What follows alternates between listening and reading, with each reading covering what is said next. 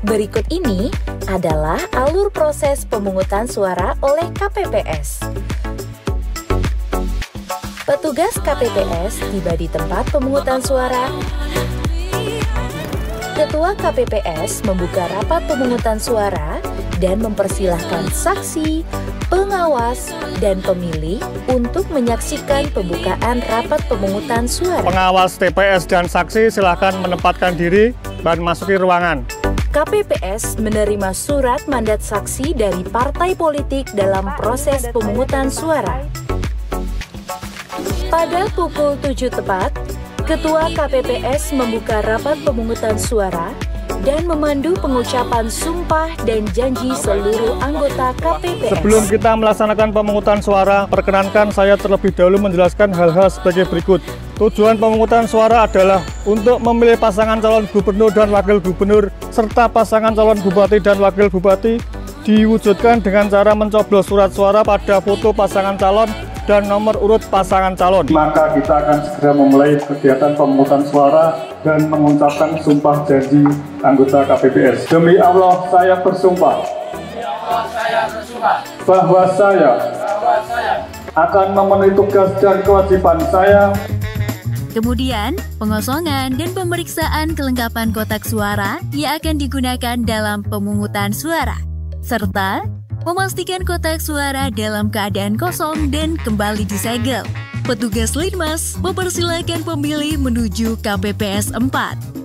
Petugas KPPS 4 memeriksa bahwa surat tersebut asli dan sesuai dengan nama pemilih.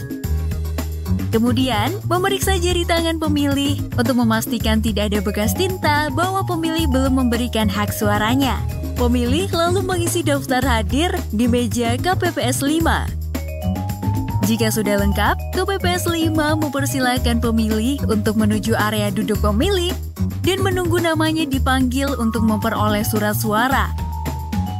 Pemilih yang terdaftar dalam DPTB dapat menunjukkan formulir pemberitahuan pelayanan pemilih pindahan setelah jam 11 siang. Niki Mas Kulo sedang terdaftar di DPT ketinggalan. Oh. Datang DPT betul wonten. Oh ya, ini saya cek online dulu ya. Nggih. Pemilih yang tidak tertera di DPT dan DPTB wajib dicek pada Cek DPT online. Jika tetap tidak muncul, wajib memperlihatkan identitas kependudukan yang menunjukkan domisili setempat dan dapat memilih sebagai DPK setelah jam 12 siang. Nama pemilih dipanggil oleh petugas KPPS 2. Bapak Aan Bagus Nuryadi.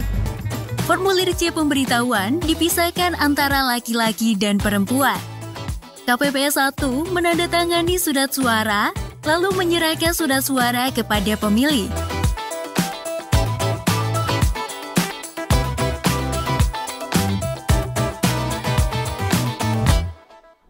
Surat suara untuk calon gubernur dan wakil gubernur berwarna merah marun.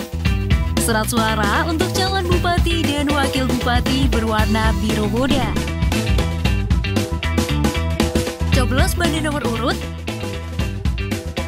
atau pada fotonya atau nama calonnya dengan memakai coblosan yang tersedia di bilik suara.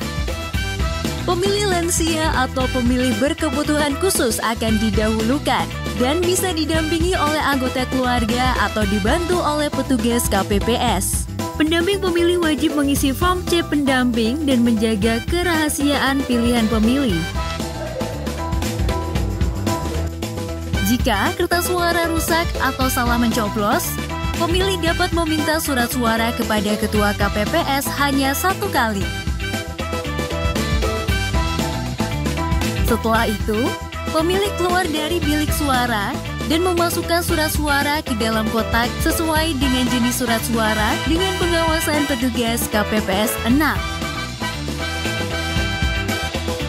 Pemilih menuju KPPS 7 untuk mencelupkan jari ke tinta sebagai tanda bahwa sudah mencoblos surat suara.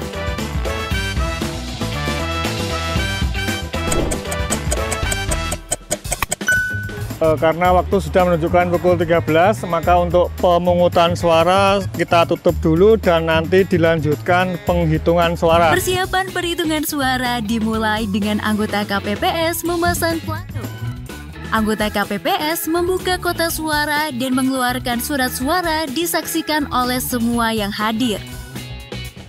KPPS 2 membuka surat suara, KPPS 1 membacakan, KPPS 3 dan 4 menulis, KPPS 5 melipat surat suara, serta KPPS 6 dan 7 menyusun, mengelompokkan, dan mengikat surat suara yang sudah diteliti. Paslon 75 sah. Menunjukkan kepada saksi, pengawas TPS, anggota KPPS, dan masyarakat bahwa surat suara sah atau tidak sah. Serta petugas KPPS mencatat hasil perhitungan. Setelah perhitungan selesai, maka KPPS dan saksi diwajibkan menandatangani dan anggota KPPS membuat berita acara. Kemudian, hasil perhitungan surat suara yang tertulis didokumentasikan dan diunggah ke dalam aplikasi Sirekap. Petugas KPPS menyalin dan menggandakan untuk diberikan kepada saksi serta pengawas TPS. Kemudian, menempel hasil salinan di TPS. Surat suara dan berbagai logistik yang harus berada di dalam kotak suara dimasukkan. Kemudian disegel dan dikirimkan ke PPK melalui PPS untuk diadakan pleno rekapitulasi tingkat kecamatan. Itulah tahapan pemungutan dan penghitungan suara Pilkada 2024.